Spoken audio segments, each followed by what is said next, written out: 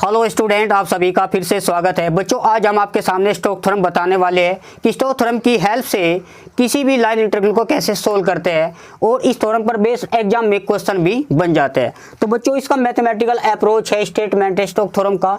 कोई भी line integral है एफ डॉट डी आर, उसको कन्वर्ट करना है सरफेस इंटीग्रल यानी डबल इंटीग्रेशन में इसको कन्वर्ट करना है। यहाँ बच्चों curl F dot N ds N cap यहाँ पे बच्चों यूनिट नॉर्मल वेक्टर है अलोंग एस। एस यहाँ पे बच्चों कोई सरफेस आपको देगा, वो एक्स वाई प्लेन के अंदर भी हो सकता है, वाई जेड के भी हो सकता है और जेड एक्स के भी हो सकता है।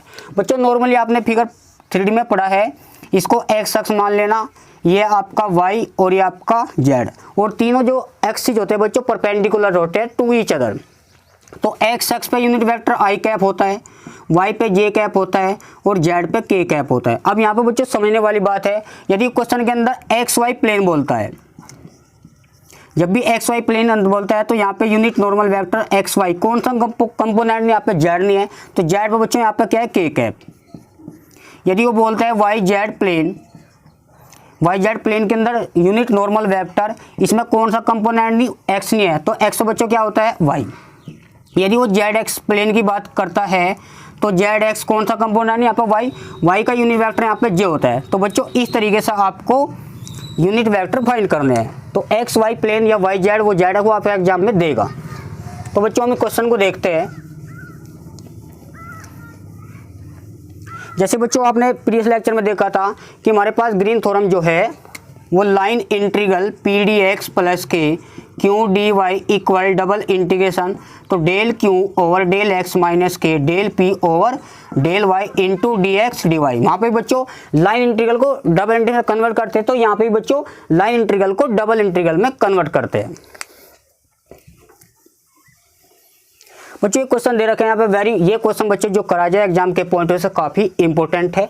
बच्चों यहाँ पे use the Stokes theorem the function F दे रखा है, vector point function is the part of the sphere. बच्चों यहाँ पे स्फीयर दे रखा एक्स स्क्वायर प्लस के वाई स्क्वायर प्लस के Z square equal 1 over the X Y plane. यहाँ पे बच्चों और भी आ सकता है, अबाउट भी आ सकता है, अराउंड भी आ सकता है बच्चों, अब वो भी आ सकता है, वो क्वेश्चन पर डिपेंड करता है। तो यहाँ सोल्यूशन देखो बच्चों, सबसे पहले हमारे पास फंक्शन दे रखा वेक्टर पॉइंट फंक्शन वाई आई कैप प्लस के जेड जे कैप प्लस के एक्स आई कैप, ये हमारे पास वेक्टर पॉइंट फंक्शन है। बच्चों हमें ये यूज स्टोक्स थ्योरम, जब भी आपसे यूज स्टोक्स थ्योरम पूछे तो बच्चों केवल आपको डबल इंटीग्रेशन की वैल्यू निकालनी है, और जब यहाँ पे वेरीफाई पूछता है तो लाइन इंटीग्रल और डबल इंटीग्रेशन की वैल्यू दोनों बराबर आनी चाहिए, वहाँ पे मतलब लाइन इंटीग्रल भी निकालना है। तो यहाँ पे यूज स्टोक्स थ्योरम केवल आपको स्टेटमेंट से इसका क्वेश्चन करना है। तो सबसे पहले यहाँ पे आपको कर्ल एफ चाहिए। कर्ल एफ होता है बच्चों डेल क्रॉस एफ, और डेल हमें यहाँ पे एक ऑपरेटर है, इसकी जो वैल्यू होती है डेल की I, del over del X plus के J del over del Y plus का K del over del Z. बच्चों यहाँ पे क्रॉस प्रोडक्ट है वेक्टर फॉर्म में। एफ यहाँ पे बच्चों वेक्टर पॉइंट फंक्शन दे रखा है उन्होंने, तो आई कैप प्लस के जेड जे प्लस के एक्स के कैप। यहाँ पे बच्चों इसको डिटरमिनेट की हेल्प से इसकी वैल्यू निकालते हैं कर्ल एफ की। आई जे के इनके कोएफिशिएंट लिखना del over del X del over del Y del over del Z. यहाँ पे आई का कोएफिशिएंट वाई है, जे का कोएफिशिएंट जेड और के का कोएफिशिएंट एक्स है। बच्चों इसको सोल्व करते हैं जैसे आप 12th में करते थे, तो यहाँ पे कर्ल ऑफ एफ आ जाएगा, यानी बच्चों डेल क्रॉस एफ भी हम इसको लिख सकते हैं। तो यहाँ पे इसके एलोंग करना है एक्सपेंशन, ये कैंसिल हो जाएगा, ये कैंसिल, तो del Y over X minus इसको यहाँ, तो डेल ओवर डेल जेड ये जेड, फिर दूसरे में यहाँ पे बच्चों माइनस का जे हो जाएगा, इसको कैंसिल करो, इसको कैंसिल, तो एक्स और वाई, तो del del X X minus Y के साथ जाएगा, del Z over del Y. यहाँ पे बच्चों फिर प्लस आता है तो के ये कैंसिल हो जाएगा, कैंसिल हो जाएगा, del over del X Z minus के डेल ओवर डेल वाई। ये बच्चों ये डेल ओवर डेल एक्स ये एक्स के रेस्पेक्ट में पार्शियल डेरिवेटिव है, ये बच्चे जेड के रेस्पेक्ट में पार्शियल है। तो यहाँ पे इसको सिंप्लीफाई करते हैं बच्चों, यहाँ पे किसके रेस्पेक्ट में, वाई के रेस्पेक्ट में पार्शियल है, तो एक्स एक्स का हो जाएगा 0, ये जेड के रिस्पेक्ट है, जेड के रिस्पेक्ट है तो 1 हो जाएगा, माइनस का जे एक्स के रिस्पेक्ट में ये 1 हो जाएगा, और ये जेड के रिस्पेक्ट में वाई वाली टर्म है तो वाई तो कांस्टेंट है 0, प्लस का के कैप ये एक्स के रिस्पेक्ट में जेड का 0 हो जाएगा, वाई का -1। तो बच्चों हमारे पास माइनस के आई माइनस का जे माइनस का के ये हमारे पास हो जाएगा कर्ल एफ। कर्ल एफ की वैल्यू हमारे पास आएगी तो हमें चाहिए एन डॉट के। बच्चों वी हैव दैट, हम जानते हैं कि जो नॉर्मल यूनिट वेक्टर है एक्स वाई प्लेन के अंदर आपसे पूछा जा रहा, तो एक्स वाई प्लेन के अंदर यूनिट नॉर्मल वेक्टर यहाँ पे बच्चों के कैप होता है। तो थ्योरम अप्लाई कर दो, we have that by Stokes theorem कि हमारे पास जो सरफेस इंटीग्रल है वो curl F dot N cap, और यहाँ पे बच्चों आपका डी एस है, और डी जो एस है बच्चों एक्स वाई प्लेन के अंदर डी एक्स डी वाई ये होता है सरफेस, वो प्रीवियस लेक्चर में आप देख सकते हो, एन डॉट के।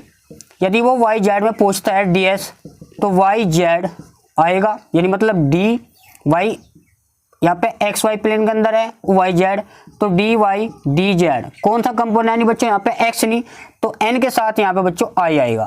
यदि वो जेड एक्स में पूछता है तो एन के साथ यहाँ पे बच्चों जे आएगा, क्योंकि वहाँ पे जेड एक्स प्लेन के अंदर हो जाएगा। तो यहाँ पे एक्स वाई बोला तो डी एस की वैल्यू हम ये लेंगे।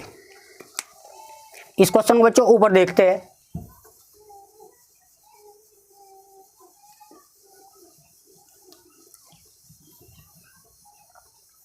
तो बाई स्टोक्स थ्योरम बोलती है कि हमारे पास surface integral curl F dot N cap D S, तो दे रखा बच्चों कर्ल एफ माइनस के आई माइनस का जे माइनस का के कैप, और यहाँ पे dot N X Y plane के अंदर यूनिट नॉर्मल वेक्टर आपको लेना है एन के कैप, एन की जो वैल्यू है के कैप, और D S X Y plane में तो D X Y N dot K. अब बच्चों यहाँ पे जो एन कैप है यूनिट नॉर्मल वेक्टर है, इसकी जो वैल्यू यहाँ पे के हो जाएगी। बच्चों यहाँ पे देखो डॉट प्रोडक्ट करना है तो बाकी सब 0 हो जाएगा, केवल बचेगा आपके पास के डॉट के 1 हो जाएगा तो माइनस के 1, और डी एक्स डी वाई। बच्चों यहाँ पे एन की वैल्यू कितनी है के, क्योंकि यहाँ पे unit normal X Y plane के अंदर पूछा तो के डॉट के 1 होगा, और 1 का मैग्नीट्यूड भी 1 होगा, तो हम लिख सकते हैं minus D X D Y. बच्चों यहाँ पे समझना, अभी हमारे पास जो प्लेन है एक्स वाई प्लेन में पूछा तो जेड यहाँ पे 0 हो जाएगा। यदि एक्स वाई प्लेन के अंदर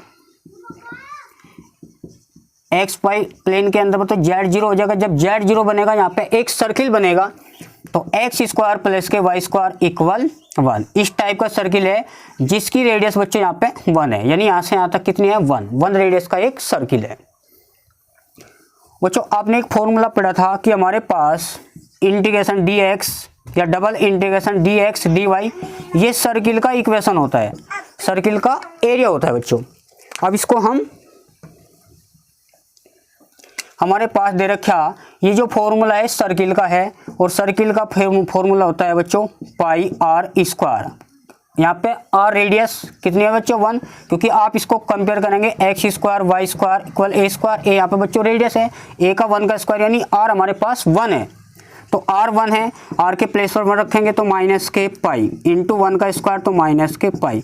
ये बच्चों यूज स्टोक्स थ्योरम से इसकी वैल्यू आ गई सरफेस इंटीग्रल की। यदि वो आपसे पूछता है बच्चों वेरीफाई द ग्रीन थ्योरम, तो आपको इस क्वेश्चन को लेकर लाइन इंटीग्रल यानी इसकी वैल्यू भी निकालनी है और इसकी वैल्यू भी सेम आनी चाहिए। यदि ऐसा होता है तो वेरीफाई हो जाएगी स्टोक्स थ्योरम, और यदि वो यूज कहता है तो केवल सरफेस यहाँ तक ही करना है। यदि इसने बोल दिया वेरीफाई दैट तो वहाँ पर दोनों की वैल्यू सेम दिखानी है।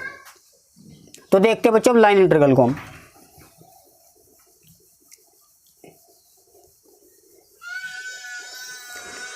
अब बच्चों इस लाइन इंटीग्रल से कैसे सोल्व करते हैं इसको, एफ डॉट डी आर। बच्चों यहाँ पे जो एफ है हमारे पास फंक्शन दे रखा है, और आर ये कोई पोजीशन वेक्टर है, आप सब जानते हैं कि एक्स आई कैप प्लस के वाई जे कैप प्लस के जेड के कैप, और डी आर इसको डी आर से मल्टीप्लाई करो, डी एक्स आई कैप डी वाई जे कैप और डी जेड के कैप, ये हमारे पास डी आर निकलेगा। बच्चों ये वैल्यू रखो यहाँ पे कि एफ हमारे पास कितना है वाई आई कैप प्लस के जेड जे कैप प्लस के एक्स आई कैप, इसका बच्चों डॉट प्रोडक्ट करेंगे डी एक्स डी आर के साथ तो डी एक्स आई कैप प्लस के डी वाई डी जेड के कै। बच्चों यहाँ पर समझने वाली बात है कि dot product I dot I 1 होता है, आई डॉट जे वो 0 होता है, तो आई की आई के साथ करेंगे, जे की जे के साथ और के के साथ, क्योंकि आपको बता रखा है कि I dot I 1, J dot J 1 हो जाएगा और के डॉट के 1 हो जाएगा। वैसे आई डॉट जे 0 हो जाएगा, जब भी अपोजिट होगा I dot J I dot के सब 0 हो जाएगा। तो यहाँ बच्चों वाई डी एक्स प्लस के जेड डी वाई प्लस के एक्स डी जेड। बच्चों एक्स वाई प्लेन के अंदर आपसे पूछा जा रहा, जब भी एक्स वाई प्लेन की बात की जा रही है, एक्स वाई प्लेन के अंदर बच्चों जेड 0 हो जाएगा, ये कन्फर्म है। जब जेड 0 हो जाएगा इसका डिफरेंशिएटिव बच्चों यहाँ पे क्या हो जाएगा 0, तो जेड 0 ये भी 0 हो जाएगा, डी जेड वो 0 है, तो बच्चों ये टर्म 0 हो जाएगी, केवल आपके पास वाई डी एक्स बचेगा। अब बच्चों यहाँ पे बहुत इंपॉर्टेंट पॉइंट है, जब एक्स वाई प्लेन के अंदर इसको देखेंगे तो बच्चों एक्स वाई प्लेन के अंदर ये आपका सर्किल नजर आएगा इस फॉर्मेट का, एक्स स्क्वायर प्लस के वाई स्क्वायर। वैसे जब जेड 0 हो जाएगा तो सर्किल ही बन जाएगा। बच्चों सर्किल में हम देखो यहाँ पे लाइन इंटीग्रल सोल्व करते हैं। लाइन इंटीग्रल में बच्चों यहाँ पे 2 वेरिएबल होते हैं, यहाँ पे 2 वेरिएबल है एक्स वाई, इसको एक में कन्वर्ट करते हैं। हमारे पास बच्चों जो सर्किल हमारे पास वाई स्क्वायर इक्वल 1 है, इसके जो पैरामेट्रिक कोऑर्डिनेट है, पैरामेट्रिक कोऑर्डिनेट, तो x बराबर यहाँ पे r कोस थीटा और y बराबर यहाँ पे r साइन थीटा, ये कोऑर्डिनेट है। और बच्चों रेडियस होती है, और रेडियस यहाँ पे 1 यूनिट का सर्किल है, तो यहाँ पे x इक्वल r की वैल्यू 1 रखेंगे तो कोस थीटा, और y r की वैल्यू 1 है क्योंकि रेडियस 1 है सर्किल की, तो साइन थीटा। बच्चों y के प्लेस पर हम क्या पुट करेंगे, साइन थीटा, और dx यहाँ से इसका डिफरेंशिएट कर देना, तो माइनस के sine theta into D theta.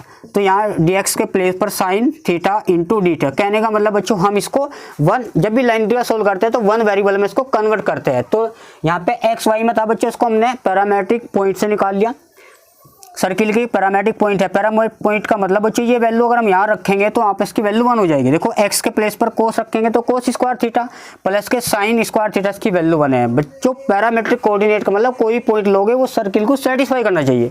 तो ये जो पॉइंट है, अब सर्किल हमारे पास है वो थीटा 0 टू वेरीज करता है 2 पाई, मतलब सर्किल का जो एंगल होता है 2 पाई, 0 से 2 पाई होता है। तो लोअर लिमिट 0, अपर लिमिट 2 पाई। जैसे इसको मल्टीप्लाई करेंगे माइनस 12 आ जाएगा, साइन स्क्वायर थीटा और 0 टू पाई के बीच इसको थीटा के रिस्पेक्ट में इंटीग्रेट करना है। अब बच्चों ये पॉइंट जो हम आगे लेके चलते हैं, अब देखो यहाँ पे इसका डायरेक्ट इंटीग्रेट कैसे करते हैं, -0 टू पाई साइन स्क्वायर को बच्चों कोस टू थीटा, फॉर्मूला आप सब जानते हैं कि हमारे पास 2 कोस स्क्वायर थीटा -1, और हमें चाहिए साइन के पदों में, तो ये बच्चे इसकी वैल्यू यहाँ से निकाल सकते हो, 2 साइन स्क्वायर थीटा 1 माइनस के कोस टू थीटा 2 मल्टीप्लाई में चल जाए, इसको डायरेक्ट लिख सकते हैं कोस टू थीटा अपॉन 2 लिख सकते हैं। अब बच्चों थीटा के रेस्पेक्ट में इसको इंटीग्रेट करता है विद लिमिट 0 टू पाई। तो यहाँ बच्चों माइनस के 1/2 कॉन्स्टेंट है, बाहर लेंगे तो 0 से 2 पाई 1 माइनस के हमारे पास बचेगा 1 माइनस कोस टू थीटा, और थीटा के रेस्पेक्ट में इसको इंटीग्रेट करते हैं 1 का हो जाएगा बच्चों थीटा, जैसे 1 का x होता था x के रेस्पेक्ट में, कोस का हो जाएगा बच्चों साइन 2 थीटा डिवाइड बच्चों 2, और लिमिट हो जाएगा 0 टू पाई। तो हम बच्चों को थोड़ा और सिंप्लीफाई भी कर सकते हैं कि हमारे पास साइन 2 थीटा को लिख सकते हैं 2 sine theta cos theta divide बच्चों आपका 2 हो जाएगा। अब लिमिट बढ़ते हैं 0 टू पाई। यहाँ पे बच्चों समझने वाली बात है, इसको यहाँ देखते हैं। अब बच्चों माइनस के 1/2 तो बाहर चला हुआ है, अपर लिमिट रखेंगे थीटा के प्लेस पे तो 2 पाई माइनस के साइन, जहाँ पे थीटा है वहाँ पे 2 पाई रखेंगे, जहाँ पे बच्चों थीटा है वहाँ पे 2 पाई रखेंगे। अब यहाँ माइनस के 1/2 तो 2 पाई और साइन 2 पाई, बच्चों साइन 2 पाई 0 होता है, 80 + 80 है 0 हो जाएगा, और जब 0 रखेंगे तो बच्चों सब 0 हो जाएगा, और लोअर लिमिट 0 रखेंगे तो हमारे पास 0 ही बचेगा, यानी हमारे पास माइनस के 1/2 इंटू 2 पाई 2 से 2, यानी बच्चों सरफेस लाइन इंटीग्रल से सरफेस इंटीग्रल से दोनों की वैल्यू बराबर है। तो बच्चों ये स्टोक्स थ्योरम का वेरीफाई होगा। मिलते हैं बच्चों नेक्स्ट लेक्चर में, बाय बाय।